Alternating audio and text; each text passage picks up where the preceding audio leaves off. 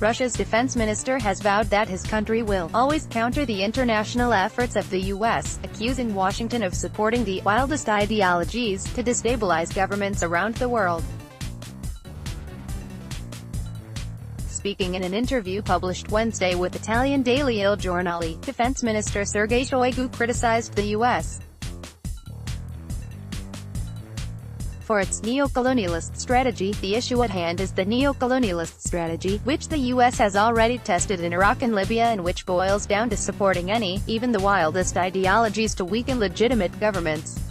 Shoigu said, Russian news agency TASS reported. Russia, the minister said, advocates equal and mutually beneficial cooperation with any countries as part of the multipolar world concept.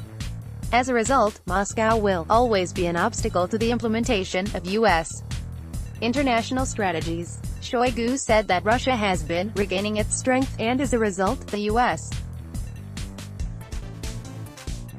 sees his country as a threat to its global dominance. The minister also pointed to the buildup of U.S. and NATO troops close to Russia's borders, criticizing this move as threatening to Moscow.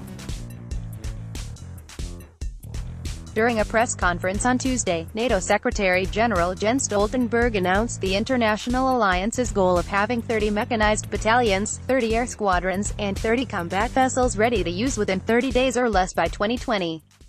According to Shoigu, NATO has also already increased its troop presence in the Baltic states, Poland, Romania and Bulgaria from 2,000 to 15,000, with the possibility of 60,000 in the future. Although Moscow may worry about the U.S. and NATO, Europe has also eyed Russia's expansionist ambitions wearily in the wake of the country's 2014 decision to support separatist Ukrainian rebels and annex the Crimean Peninsula. Russian neighbors Norway, Poland, Sweden, Estonia, Latvia and Lithuania have expressed their concerns, fearing Moscow could make similar moves against their sovereignty. In early June, Russia promised consequences in response to Norway's plan to more than double the presence of U.S. Marines within its borders starting next year. In May, reports circulated suggesting that Poland had offered $2 billion for the U.S. to permanently station troops within its borders.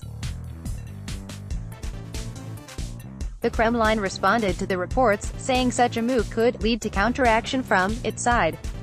As for Washington, under the administration of President Donald Trump, tensions have increased with traditional European allies and NATO. On Wednesday, during the NATO summit, he criticized European allies and said that Germany is totally controlled by Russia.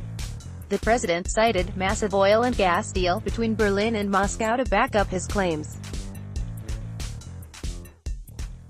At the same time, Trump has expressed a desire to improve ties with Moscow.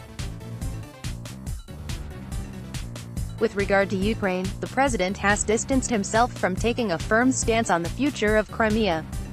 However, National Security Advisor John Bolton emphasized last month that the U.S. does not consider Crimea to be part of Russia. In the lead-up to a high-profile meeting between Trump and Russian President Vladimir Putin, a Ukrainian diplomat told Reuters that his country had secured promises from Washington that there will not be any nasty surprises following the summit.